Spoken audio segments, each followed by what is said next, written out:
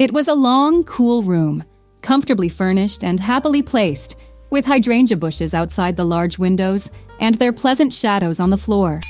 Everyone in it was wearing linen. The little girl in the pink linen dress with a wide blue belt, Mrs. Cator in a brown linen suit and a big yellow linen hat, Mrs. Lennon, who was the little girl's grandmother, in a white linen dress, and Mrs. Cator's little boy, Howard, in a blue linen shirt and shorts. Like in Alice Through the Looking Glass, the little girl thought, looking at her grandmother. Like the gentleman all dressed in white paper. I'm a gentleman all dressed in pink paper, she thought. Although Mrs. Lennon and Mrs. Cator lived on the same block and saw each other every day. This was a formal call, and so they were drinking tea. Howard was sitting at the piano at one end of the long room, in front of the biggest window. He was playing Humoresque in careful, unhurried tempo. I played that last year, the little girl thought. It's in G. Mrs. Lennon and Mrs. Cator were still holding their teacups, listening to Howard and looking at him, and now and then looking at each other and smiling. I could still play that if I wanted to, the little girl thought.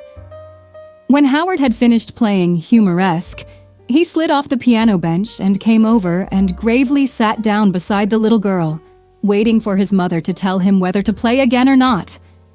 He's bigger than I am, she thought. But I'm older. I'm 10.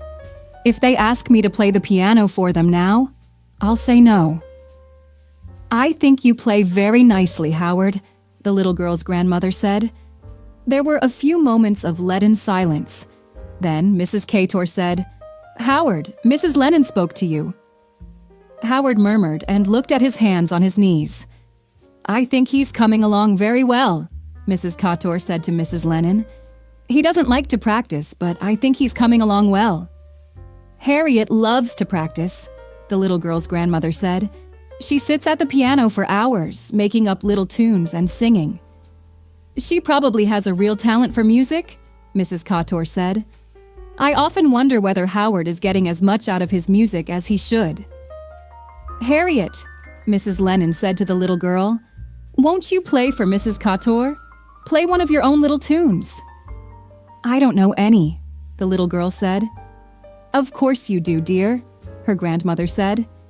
I'd like very much to hear a little tune you made up yourself, Harriet, Mrs. Cator said. I don't know any, the little girl said. Mrs. Lennon looked at Mrs. Cator and shrugged. Mrs. Cator nodded, mouthing, shy, and turned to look proudly at Howard. The little girl's grandmother set her lips firmly in a tight, sweet smile. Harriet, dear, she said, even if we don't want to play our little tunes, I think we ought to tell Mrs. Cator that music is not our forte. I think we ought to show her our really fine achievements in another line. Harriet, she continued, turning to Mrs. Cator, has written some poems. I'm going to ask her to recite them to you, because I feel, even though I may be prejudiced, she laughed modestly, even though I probably am prejudiced, that they show real merit. Well, for heaven's sake, Mrs. Cator said. She looked at Harriet, pleased. Why, dear, I didn't know you could do anything like that. I'd really love to hear them. Recite one of your poems for Mrs. Cator, Harriet. The little girl looked at her grandmother, at the sweet smile, and at Mrs. Cator, leaning forward, and at Howard, sitting with his mouth open and a great delight growing in his eyes. Don't know any, she said. Harriet, her grandmother said, even if you don't remember any of your poems, you have some written down. I'm sure Mrs. Cator won't mind if you read them to her.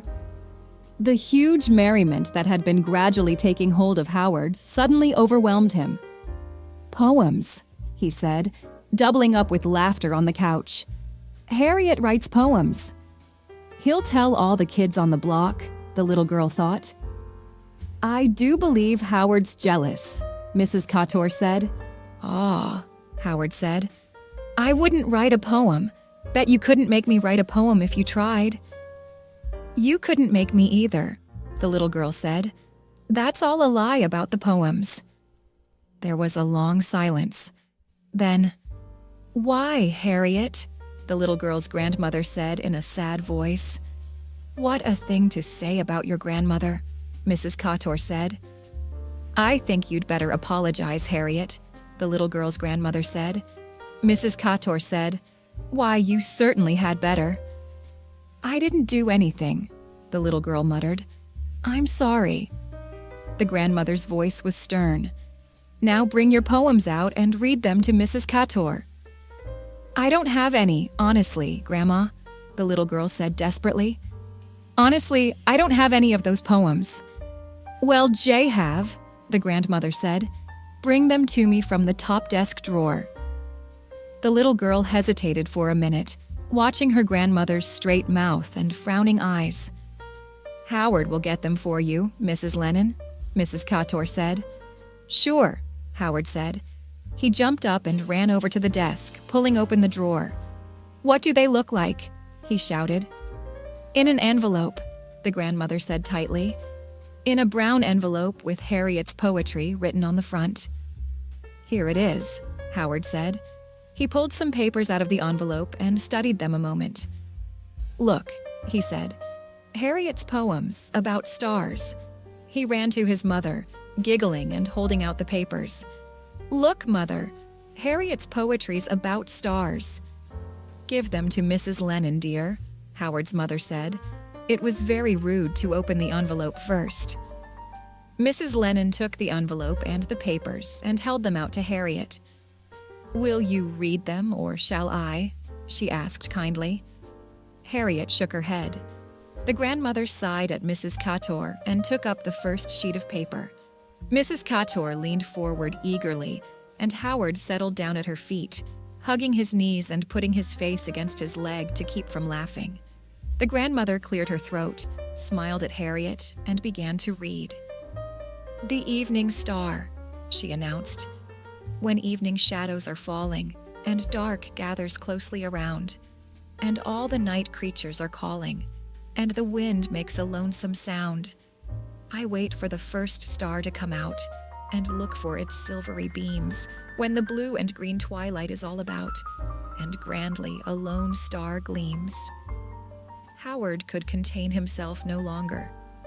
"Harriet writes poems about stars." "Why, it's lovely, Harriet dear," Mrs. Cator said. "I think it's really lovely, honestly. I don't see what you're so shy about it for." "There, you see, Harriet," Mrs. Lennon said. "Mrs. Cator thinks your poetry is very nice. Now, aren't you sorry you made such a fuss about such a little thing?" "He'll tell all the kids on the block," Harriet thought. "I didn't write it," she said. "Why, Harriet?" Her grandmother laughed. "You don't need to be so modest, child. You write very nice poems." "I copied it out of a book," Harriet said.